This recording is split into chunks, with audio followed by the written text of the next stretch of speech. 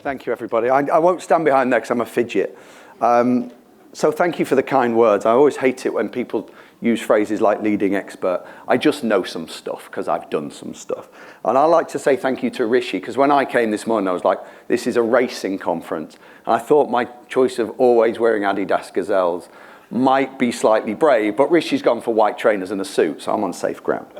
So, I forgot my shoes. You forgot your shoes, yeah. So, this presentation is fancifully titled The Secrets to Engaging Younger Audiences, and hopefully you'll pick up a few bits as we go through. So really, I want to start by proving my own horse racing prowess, okay? So this is my first winner. 1977, Red Rum at Aintree. You might say, well, that's easy. Everybody could have picked Red Rum at Aintree. My mum was 3 months pregnant with me when I was at Aintree. And I picked out Red Rum, naturally. She always says I couldn't see a lot, but I was there. This was my first Grand National winner. And I grew up in a place called Grimsby, not very far from here. Not exactly a hotbed of racing, right? And there are prizes for anybody in the room who can tell me who this is. Stuart Pearson, thank you. Stuart Pancho Pearson, born in 1977 when I was born, scored the winner in the FA Cup final, hence I am Stuart Rowson, I'm named after Stuart Pearson, and so I'm a Man United fan. So Red Rum, you know, red, you can see the association. So from there was kind of born, you know, the start of how to crack the horse racing code. Well, frankly, it's fairly easy. You just pick out a good name that has some association to your life. And, you know, my dad won some money on Royal Stuart in 1980, I think, when it came last out of 4. So, you know, it's fairly easy, this horse racing lark. So I used that as a code in my childhood when we were going through the Pin Stickers Guide. And of course, when Red Marauder won the Grand National in 2001, that was it. Well, this is easy. I've just picked out a Grand National winner, and this is how 13-year-old Stuart looked when he'd cracked the code of horse racing. Okay? So it's easy. You just pick a good name, whatever it might be. How many winners do you think I've picked out using this secret code since 2001 in the National? None. None. Nada. Zilch and zero. Okay? So, as will seem fairly clear from my chat, I don't know a whole lot about horse racing. I worked in sport for about 25 years. I know enough to get by, okay? But when Tansy and I were chatting before, and I said, if you put me on the spot, I'm not sure I could name 3 jockeys. And she said, go on then, who would they be? And I went, well, Frankie Dettori. And then I proceeded to get another name wrong, and she did a polite giggle, and here we are. So, how many of you in this room are horse racing geeks? Hands up if you're a horse racing geek, okay? I guarantee that almost everybody in this room knows too much about horse racing. And that is the first thing that you need to realize when it comes to engaging new audiences and a younger audience, is that you will all know too much about horse racing. So why should we care, and what do we do about it? Well, first of all, it's very simple. They are your long-term future. Okay? Turns out that young people grow up to be older people who might want to bet or drink or whatever. Okay? And the process starts at 6 to 8. 6 to 8 is about the age where young people decide their sporting passions. Now, it might be Taylor Swift, it might be football, it might be horse racing, it might be, as it was with me, you know, you just see a beautiful horse, whatever it is. That's the age where it starts, okay? 6 to 8, far younger than people realize. This next one is dead important. Any parents? Any parents in the room? Any people who used to be children in the room? Okay, right. In a family, 75 to 80%, and any parents in the room will probably say this is a conservative figure. That's how much money of a family's expenditure is dictated by children. Okay, so probably conservative. So think about it. The subscriptions you have, the food that you buy, the days out, the car that you drive, the holidays you go on, the kind of things you buy at Christmas. It's all dictated by children. So children are really, really important because you can monetize them because they are the key to cash. This one, really interesting. Now, 9 is the average age that children get their own digital device or a mobile phone in the UK. So if you think that at 6 to 8 they are making their, starting to get into stuff, Taylor Swift, horse racing, football, whatever, they're just starting to get into that world of making their decisions. By 9, they're off, okay? They have got their own device and away they go. Now, you need to be in this space by then. Otherwise, one of the decisions they're making is not to engage with you. They're going somewhere else. And crucially, as this is a bit of a number that I pinched from 2 Circles. A couple of years ago, they said that fans were fully formed by 14. And that's great. And everybody went, they're fully formed by 14. We've got to reach them when they're 14. Hang on a minute. They get into stuff here. If you're waiting till they're 14 to start doing some stuff with them, they've made other decisions. You're not in their world, and it's frankly, it could be too late. So, what do we mean by younger audiences, right? It's a very, very broad term, very broad term. Well, let's walk us through it. So, I kind of split it down into 4 easy segments. You've got preschoolers and adults, 0 to 5, and you kind of, anything you do in this world has got to think about parents as well, okay? Because they are still making the decisions. A 4-year-old might be on a phone, but the chances are it's mum's phone or dad's phone or caregiver's phone. They are still in charge of the world at that age, so you need to relate to both. You move on to 6 to 12-year-olds, and those things start happening that we talked about around the getting away into the world, making their own decisions. They get their own mobile phone, okay? Some of the, life begins to change at this age. And then you have 12 to 16-year-olds. And we have a rule where in kind of children and young audiences that people want to be 4 years older than they are. And you think about it, everybody in this room is exactly the same. When you were in the first year of high school, okay, you wanted to be the cool big kids in the final year. When you were in year, whatever it was, you started primary school, wow, look at those 11-year-olds, they're enormous, they're cool, okay? And that's what happens up until the point that we all reach 18, and then we want to stay at the same age, okay? We all want to regress and never age. So it's really interesting. The other thing about 12 to 16-year-olds is that they all think they're adults and ready for the world, as we all did, okay? When we were all 12 and 13, we wanted to watch horror films. Those horror films weren't suitable for us, but we're grown-ups, I'll have you know. I'm 12 or 13, I'm ready for the world. And then we watched it and we were terrified for a week and we didn't sleep. Okay, it's exactly the same.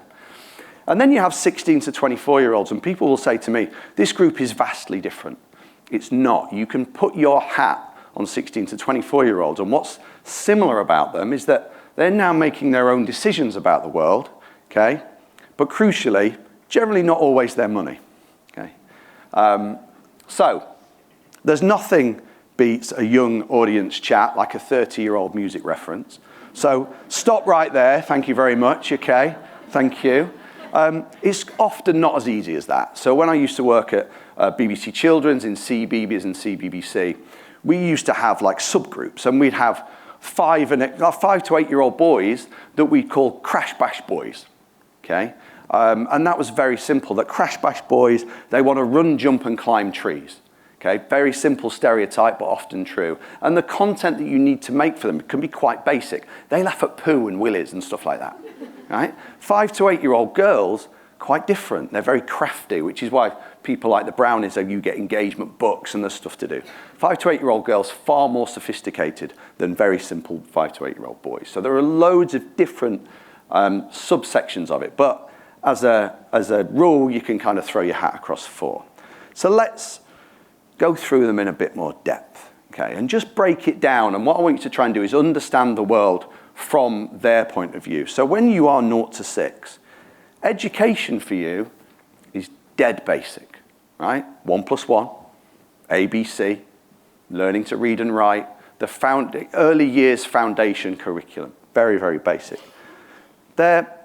What they're doing in the world is motor skills, shoelaces, learning to catch. Anybody has ever had a 4-year-old will know it doesn't matter if you are, frankly, a single mum in Grimsby or a wealthy banker somewhere else, or you live in Edinburgh. If you've got a 4-year-old, 4-year-olds are all the same. They don't eat, they don't do their shoelaces, it's just the same. There are things that you can relate to. And crucially, the world at this age, in 0 to 6, is very small. It's close family and it's friends. just a friends group. It might be like a nursery group. Probably, as like Peter Kay used to say, it'll be sort of some friend of the family that you call uncle or auntie, right? It's a small world. And sport for this age group are just games. They're fun. They're running and chasing. There's not a whole lot of rules for 0 to 6-year-olds. So hold that in your mind. Then we move to 6 to 12-year-olds, and the world begins to change again. So you've got this very weird transition of primary school right up to secondary school. And you think about all the physical things that happen in a child's life and how that means that they kind of begin to change. And this is the age where you start to see the passions and digital independence come through. It's that first sense of having a real identity almost. You know, things like social connection. Who you are reflects on, or the things that you like reflect on who you are. And their world gets bigger, right? They've gone to primary school.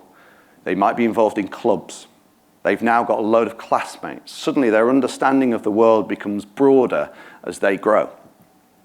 And in sport, things go not only from discovery, so whether or not that's gymnastics club or swimming lessons or whatever it might be, but also into structured sports. They start to learn the rules of football and rugby and cricket and everything else, and they start to play those games. And crucially, if you're a parent of this age group, your leisure time is dictated by taking little Johnny or Jenny to swimming, to rugby, to whatever they do on a weekend, and you know, finally you sit down at 5 p.m. on a Saturday and go, where did the day go? When you get up to 12 to 16s, it changes again, okay? So this is the age where you start to develop an identity as yourself. You're, in education, making choices about the things that you like or don't like. I dropped history at 14, couldn't stand it, I did geography. You know, most of you, they'll start moaning about stuff, they start paying less attention in some areas. You start to choose what your life's gonna be like. And crucially, puberty is quite important, it turns out, into the development of people. And adolescence, an identity is huge. So that whole world of going, who am I? What am I going through? And I used to teach my boys' football team, and you would see literally from one summer to the next, like boys shooting up like that. And you know, teenage boys and teenage girls, their bodies change at different rates. Their minds change at different rates. You can't just go, they're all the same. A 14-year-old boy and a 14-year-old girl, they'll all be the same because puberty is different, life's different. So you have to understand what the changes and everything that they're going through. Crucially as well, for us, as you know, in sport, where we're starting to think about how do we connect with people, social connection is absolutely huge, okay? That whole sense of everything that you share on social media when you're 14 reflects on the person that you are. Okay, you might not share stuff that's not very cool, or no, they don't even say cool anymore, that's how old I am, okay? But everything that you share with your friends not only reflects on your friendship and your direct friendship, but also on the person that you are. Their social connection is absolutely enormous. The fear of not being involved in something or not being part of a tribe becomes enormous. And what happens is that you develop your own sense of tribe. You might be a skateboarder. You might be into show jumping. You might be a footballer. You might be into a certain type of music. You find your tribe. One of the hardest things for any of us in this room now as we begin to try and go, right, okay, well, how do we relate to young people? Isn't that they've got no attention spans and all these other things that you'll hear people talking about all the time. It's that choice is far bigger than it ever was because there are far more tribes than there ever were, right? When I was a kid, I used to, you know, skip over the sofa to watch A-Team at 5:30 on a Saturday afternoon on ITV, right? Because that was the only time it was on. There wasn't a sense of, oh, I'll catch it all on Netflix later. You know, there were 4 TV channels. Social media didn't exist. You watched football if you were lucky when it was on the TV on the match at 3 o'clock on a Sunday afternoon. Tribes were smaller because there were less choice. And crucially, in this age group, we start to see meritocracy coming through in sport. It's about winning and losing. And suddenly, there are losers in sport in this age group, right? You might not be good enough for the school team. As a result, you might drop out. So things, the way that people look upon sport and young people look upon sport really changes. And then you get to the 16 to 24-year-old age groups. And frankly, this group are either still in learning mode, mainly, whether or not you've got an apprenticeship. you're doing a degree. God forbid you might end up with a job in this age group. But frankly, you're kind of in the same part of the world, because what you have is that you are in charge of your own social life, right? You are financially aware, because you've got some money to spend. You might have a bit of a part-time job. You might be leeching off your mum and dad. And by the way, that doesn't finish. My eldest is 26, still taps me up for 20 quid for the pub now and again, okay? Now, you might be financially aware, but you're probably not financially independent, because what most people at 16 to 24 don't have is a mortgage, right? You might be starting to rent somewhere once you get to the end of that, 22, 23, 24, but most of them, it's just the fact that their social lives are independent. What that offers you is the chance to tap into it, because what they're doing is making decisions about where they want to go. And they also have ingrained passions and tribes by this. By 18, 21, you kind of know what you really like. You might try some new stuff, but you fundamentally know who you are, and you know the kind of thing that you're into. And a lot of the sports at this stage becomes about social participation. It's about being part of your friends group or whatever it might be, unless you're one of kind of the few people who are doing it as an elite sport, and frankly drop out. You just stop. That's where lots of people just stop doing sport. They've done it at school, they might have done it at college, and now they don't do it anymore. Okay. So I'll quickly go through where they are, and none of this will be a surprise, but I just kind of want to ram it home about, right, where are you going to find them? So not surprisingly, they're all over TikTok and YouTube, but look at the time spent on some of these numbers. And I don't doubt, by the way, that I should probably update these numbers, and some of you who really know your stuff might go, well, it might be a bit more, a bit less than that. But YouTube reaches 90% just about of 3 to 17-year-olds. And they spend 60 minutes a day, on average, on YouTube. 60 minutes a day, whether that's YouTube Shorts, whatever. TikTok reaches 44% of 3 to 17-year-olds. And clearly, if you're thinking about 11 to 17-year-olds, that might be different. I think the interesting thing about this, and with one of my other hats on, I've got a kids book out, so I go into primary schools all the time, and I talk to like 6 to 11-year-olds, and frankly, that means that you're an easy crowd. Okay. Now, what you see around 6 to 11-year-olds in years 7 and 8, where they're 12 to 13, is that TikTok is already aging up. Okay. The kids who love TikTok, when it turned from Musical.ly and TikTok became enormous during COVID, that's 5 years ago. And we are seeing that age group gradually age up. And what's coming behind it is YouTube Shorts. Because YouTube Shorts, that's got 2 billion active users a month, is a platform where it's more about watching than it is about creating. So it's a bit safer if you're 8 and 9. And frankly, these 8 and 9-year-olds have grown up watching like normal YouTube, so it's a very natural thing to then get into the YouTube Short experience. And you can't get anywhere without talking about gaming. And again, I won't go into all of these numbers, but you can see here how things change over time. So Fortnite has got 60 million users, but 85% are 18 to 35. Okay? Now, my 26-year-old was playing Fortnite 11 years ago when he should have been studying for his GCSEs. That's how old Fortnite is. It's been around forever. Roblox is coming now as the new kid on the block, if you like, coming up behind it. But gaming isn't new. And don't let anybody tell you that things are massively different to how they were in the 80s. I had a Commodore 64, right? And I played a game called Football Manager where you had to load the game on tape. And it took 8 minutes to load. But I would play that game for hours and hours. Gaming is not new. In the 90s, it was the Mega Drive and everything else, and then the PlayStation arrived. Gaming is not new. It's just that you don't do it on your own anymore. It's now a social proposition in a way that it wasn't before. Okay. So the crucial thing in all of this, and remember I said, you all know too much about racing, okay? And I say that in boardrooms all the time. You all know too much about your sport, because it's not where a relationship with a sport starts. So, thinking from that point of view, what do you see on this picture? Just shout out. 2 runners, park run, what else? Me, obviously, yeah. Thank you. Happy. Okay. And this is a true story, and my wife said, God, you stop thinking. This is my beautiful wife, by the way. And yes, I am punching before anybody says it. Okay. So we run up and down the canal near Manchester all the time. And this is one of those true stories, which is an absolute gift. And I had to stop to write it down. I said, I must not forget this moment. And she went, oh, for God's sake. Right. So here we are running up the Bridgewater Canal near Sale very slowly, about 3 or 4 weeks ago, actually. And there was a mum and dad, and I presume mum and dad, and a small girl, she'd be about 6 or 7. And we ran around them. And the girl said, why are those 2 people having a race? So we all see 2 middle-aged runners. We see smiles. We see park run. We see all of those things. But nobody in this room said 2 people having a race. Now, if you are 6 or 7 years old, the only time you run alongside anybody else is when you're having a race. And do you know what? For me, I was like, that is genius.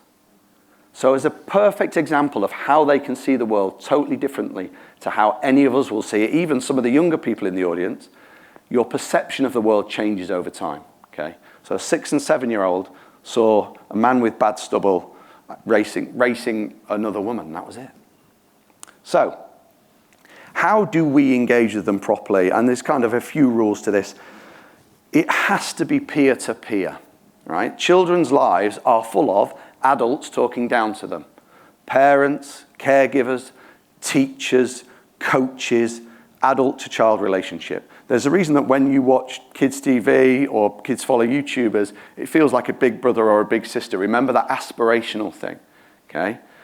Kids who are 7 will generally watch YouTubers who are a bit older because they, rightly or wrongly, see themselves as being that age. But you also have to be true to who you are as an organization. And one of the things I hear a lot is, oh, it's kids, so it's just, YouTube's full of crap and you just have to dumb down. You don't, right?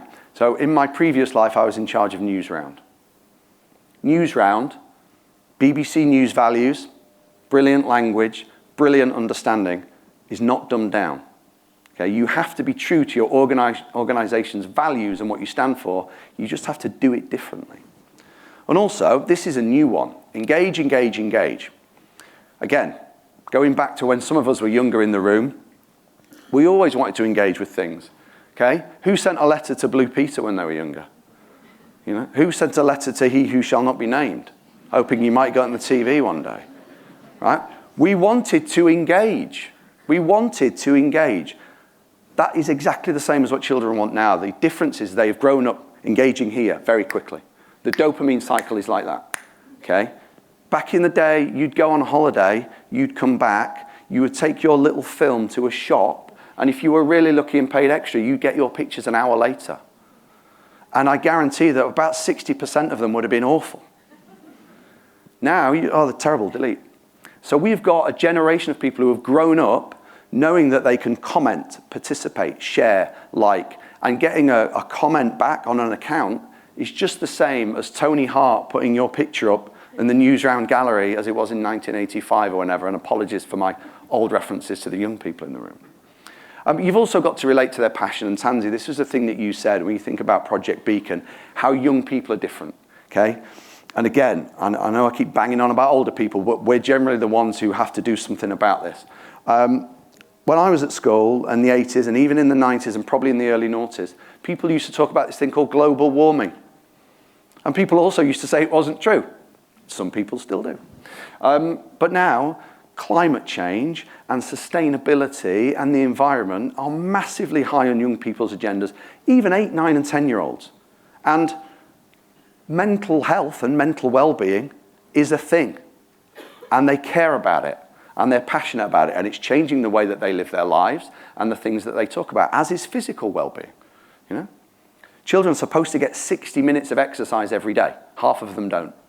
Okay, so they care about different things. They care more about social justice than we did when we were younger. And all of these things are passions that you can tap into. So if you look out the window, right, some of you might see a race course, but you break it down.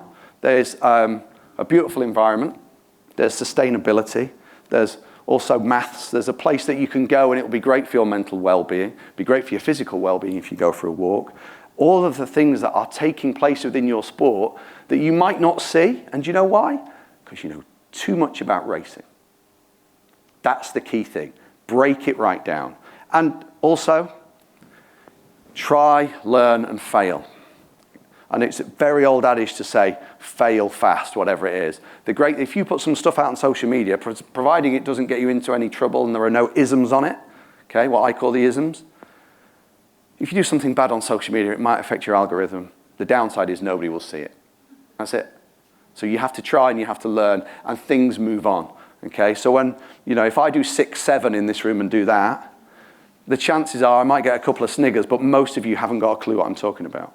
Okay, and that's a meme with primary school children and older children at the moment, which will have gone away in about three weeks' time. Does anybody, hands up if you heard of 6, 7? Right, see, exactly. So somebody explained it to the grown-ups in the room at some stage. All of that sort of stuff. These things move on, and they move on very quickly. So how do you make a plan?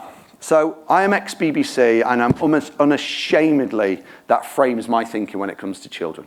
Okay? I don't want to make things that endanger them. I want to make things that are safe and are like public service. So we've developed a Lucky Socks young audience model, and it's a step-by-step framework that we go through with anybody when we're making a plan. And that goes from the RFU to FIFA to the videos that we make with Planet Football.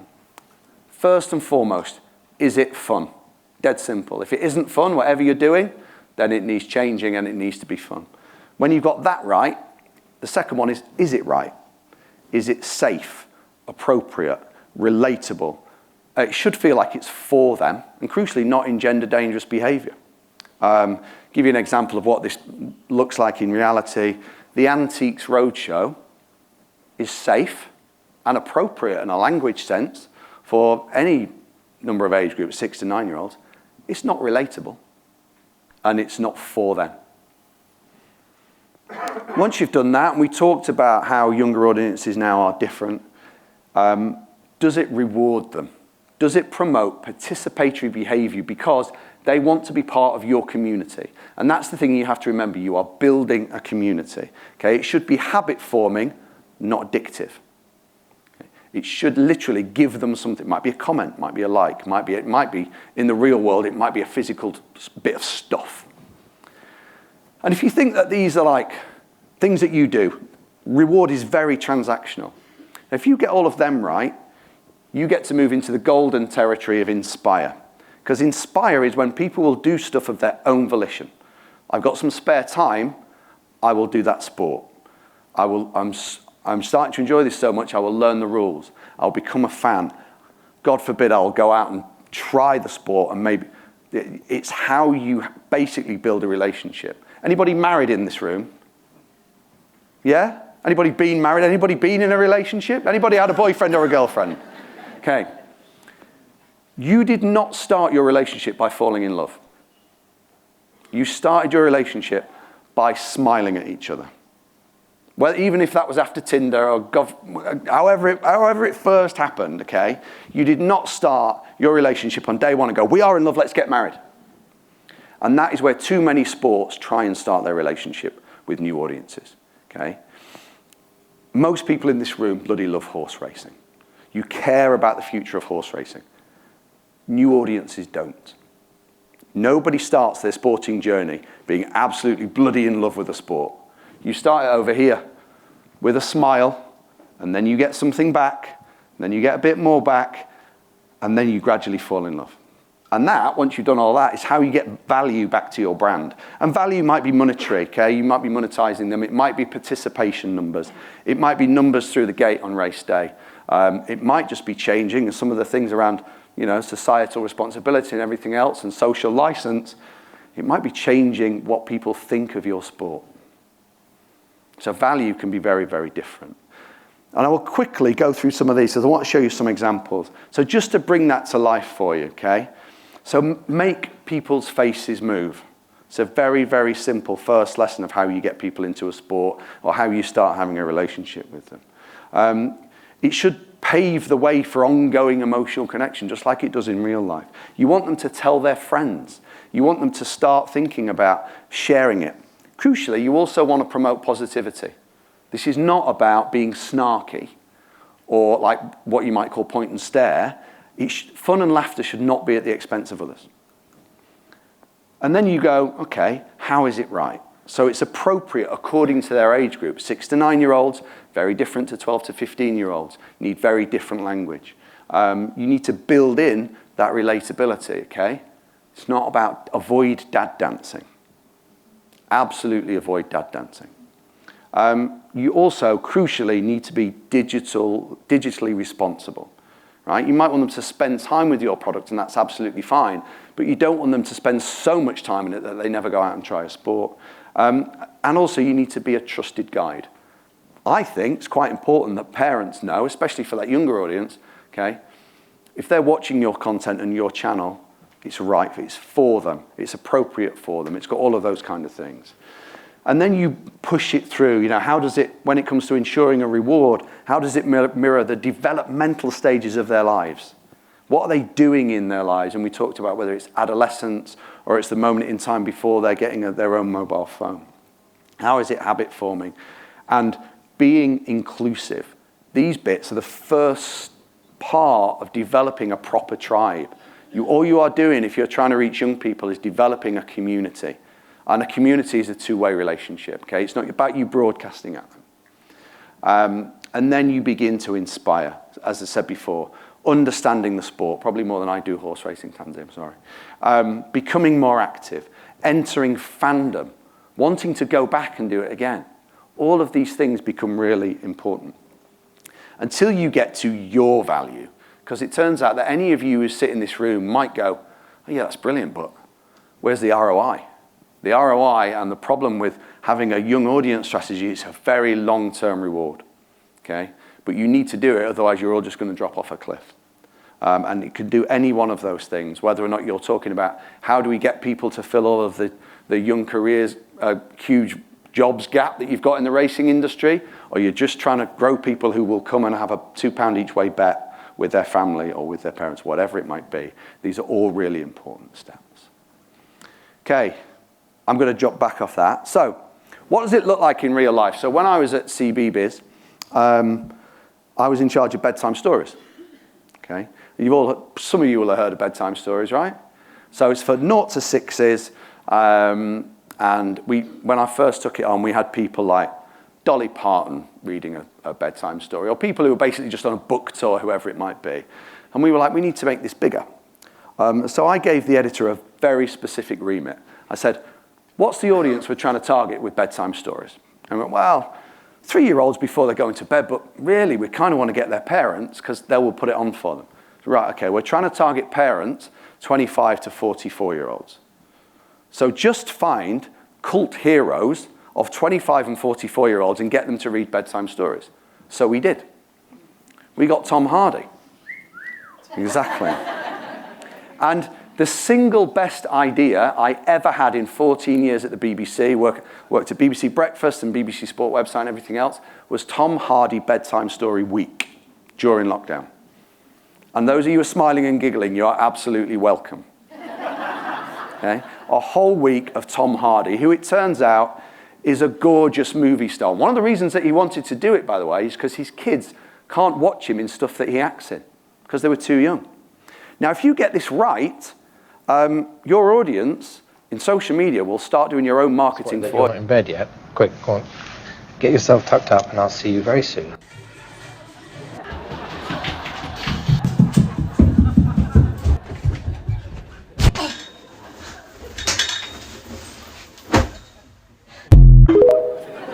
Okay? Hundreds of thousands of likes across social media. One very simple clip. The audience doing the marketing for CBeebies bedtime stories all by themselves. Tom Hardy, by the way, with all of the readers of a bedtime story on the BBC, gets paid about 500 quid. That's it. The budget for the whole of CBeebies bedtime stories every year is a lot less than you might think. A lot less, but people want to be involved because it's now become a juggernaut. The one thing they were never able to do, my challenge was get Oasis back together. I wanted Noel on a Monday, Liam on a Tuesday, and literally do it like that. And we came very close. We got one of them, and then the other one went, not if he's doing it. And obviously now it's all brilliant, and they're all friends again. But when you move up into 6 to 12-year-olds, again, and this is an example of some of the content that we've Well, this is a sneak preview, by the way. The RFU will tell me off for showing you this clip. This is a part of a primary school project that we've done for the RFU about discovering T1 rugby. And frankly, all we've done is we've gone, what are the great values? We put together a face of kids that they will, face of presenters that they will recognize, and told it in a way that will just get 6 or 7-year-olds engaged. So this is a very quick bit of that. Who enjoys it the most? Me! I do. No, I do. I love it. So my favourite game. my favourite thing. Hi, cockers. Hackatee Dog here. Teacher at the back. Wake up. It's the pause point, cocker. Hey, have a little chat about what you've learned from the England Rugby value of enjoyment and how it really makes sport top notch. Ha. So there you go. Blending different things. So we've got the World Cup winners, thankfully. It's like as if they knew I was doing a presentation today. Just being silly and having great fun. The language is totally different to what you do for an adult, right? Joe Tasker, who we use because not only is he really big on YouTube and Instagram, he's also on CBBC. And some of the crucial work about working with an influencer or a creator is they're not going to get into trouble. So you want somebody who understands the assignment. He works with the BBC already. The chances of him doing something daft are probably low. And Hacker. Some of you have seen Hacker the dog from your own childhoods looking around this room, right? He's just now a staple of sort of BBC. So very different. But then in some of the work that we do for Planet Football, and this is the final clip before I'll show up, what we were tasked with Planet Football was growing their brand for 16 to 24-year-olds off-platform across TikTok, YouTube Shorts, and Instagram Reels. And when it comes to that kind of audience, if you're trying to grow a new audience, you need relatability. It's all the things we talked about, okay? We're not after football geeks. We're after people who might like football a bit, and we want to drag them in. I don't know that club. I don't. Who is it? Who is this one? I know it. Man United. We asked non-football fans to name these clubs. Next one. Fat neck bird. Football fat neck. Did you say fat neck? Yeah. Looks like KFC. Yeah, KFC FC. Football KFC. Auntie come Manchester. Yeah. Auntie come to Manchester. Is that a cat? I think it's a bear looking up a tree with some apples on it. USA bear. Okay, I know right. that one. Yeah, watch this one. I've been to the grounds before. Real Madrid.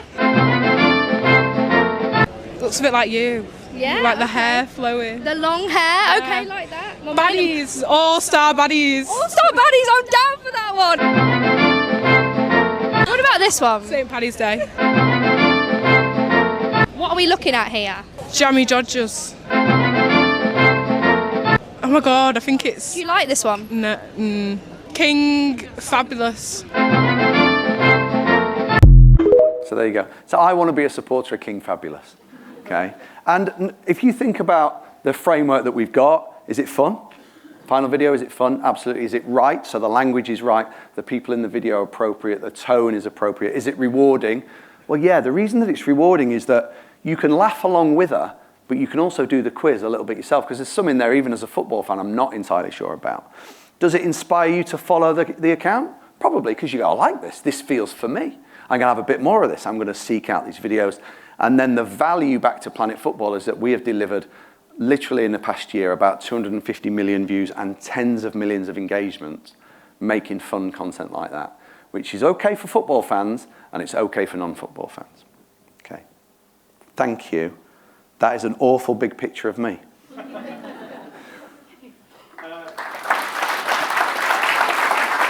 Brilliant. Thank you.